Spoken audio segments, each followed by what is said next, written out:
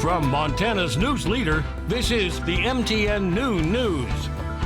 Good afternoon, everyone. Thanks for joining us on your MTN Statewide News this Tuesday. I'm Jeanelle Slade. Well, 2 more COVID-19 related deaths reported across Montana today. 1 victim in Yellowstone County, the other in Lake County. MTN now reports 326 COVID-related deaths across the state. The state also reports 855 new confirmed cases of COVID-19 today. Flathead County with the most at 107. Governor Steve Bullock held a COVID press conference earlier this morning to address rising cases, National Guard response, and upcoming holiday celebrations. There are currently 10,000 active cases in Montana, with the state saying 4,000 of those cases reported in the last week alone. 67 National Guard soldiers have been assigned to assist with the COVID outbreak in the Montana State Prison in Deer Lodge for the next 2 weeks. The Guards men and women have started their duties, which are aimed at ensuring the operational aspects of the facility.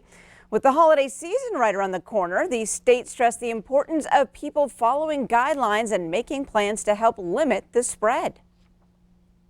We're not going to take your holidays away, but what we want to try to do is encourage folks to be diligent and to do these things safely so that we can still continue to celebrate the holidays with our loved ones. Now, for Halloween, people are encouraged to incorporate a mask into their costume, avoid large parties, and keep trick-or-treaters home if they're sick or if they've been asked to quarantine by their county public health department. Well, today, Montana National Guard members are, as we just mentioned, already helping staff at the Montana State Prison as the outbreak of the virus infects dozens of inmates and workers.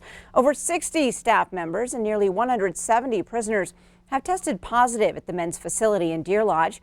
The volunteer soldiers will pick up duties like mail distribution, laundry, inmate counts, and delivering meals. They will not be armed, and their contact with inmates will be limited. Helena health leaders continue to monitor wastewater. Now, the water showing increased levels of COVID-19 in the community. Testing has been going on for weeks now at Carroll College, with recent data showing a spike of 20 times the virus's amount in samples from East Helena. Officials feel the information means they can make preventative moves even if residents aren't getting tested. They took the wastewater data into account recently when they decided to end events of over 50 people. An early morning standoff at a Billings hotel leads to the capture of a suspected killer. Police say Taylor Plain Bull was barricaded at the roadway end this morning on North 27th Street between Pauley and Airport Road. Officers closed the street around 4:30 a.m. and tweeted that they had taken Plain Bull into custody shortly after 6:30. The 27-year-old is accused of killing Lenita Goza Head in what authorities describe as an ambush-style murder in the Blue Creek area on Saturday. Investigators have solved a Montana murder case nearly 50 years after the crime happened. In 1974, the body of Siobhan McGinnis was found off Interstate 90 near Missoula.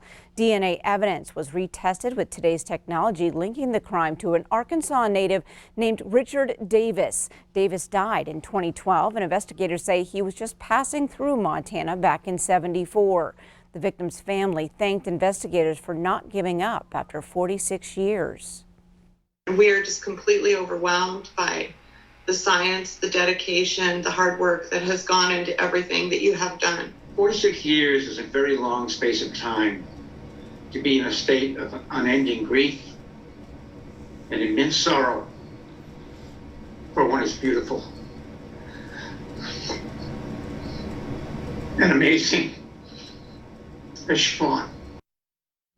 Now, the suspect did not know the victim or the victim's family. A fatal weekend hike at a local state park is a tragic reminder of the dangers of spending time outdoors. Yesterday afternoon, the body of 20-year-old Brendan Rollins of Great Falls was recovered from Sluice Boxes State Park. The Cascade County Sheriff's Office says Rollins and a friend got separated while hiking there Friday night. His friend was found alive and well by a hunter on Saturday. Rollins' body was found in a ravine Sunday.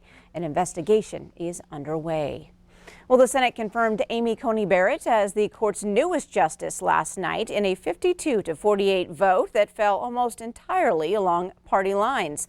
Maine's Susan Collins was the only GOP senator to break ranks and vote nay with the Democrats. Barrett took the constitutional oath at the White House event last night. The 48-year-old justice pledged to do her job independent of politics and her own personal preferences. At the ceremony, President Trump praised Barrett as a true constitutionalist. There were no surprises from Montana's two senators who both voted along party lines. Republican Senator Steve Daines said of Barrett, she is an inspiration to professional women, working moms, and school-age girls across Montana who can feel certain there is no American dream that women can't achieve. Democrat John Tester blasted his GOP colleagues for the confirmation, saying that Montanans are already voting in this election, and I believe it is deeply irresponsible to ram a partisan nomination through in the final days before polls close. A precedent my Republican colleagues established 4 years ago and are breaking now. Well, it's now 1 week until the election, which the Postal Service says is a safe amount of time to make sure your vote gets in. But if you can't make it to a mailbox today, put your ballot in a drop box instead. For states that accept mail-in ballots after Election Day, the Postal Service still says to mail those in a week before that deadline. Still ahead on your new news, shopping for Halloween costumes is taking on a different look this year. We'll show you the impact on businesses. But first, meteorologist Ed McIntosh is in next with your statewide weather forecast. Don't go away.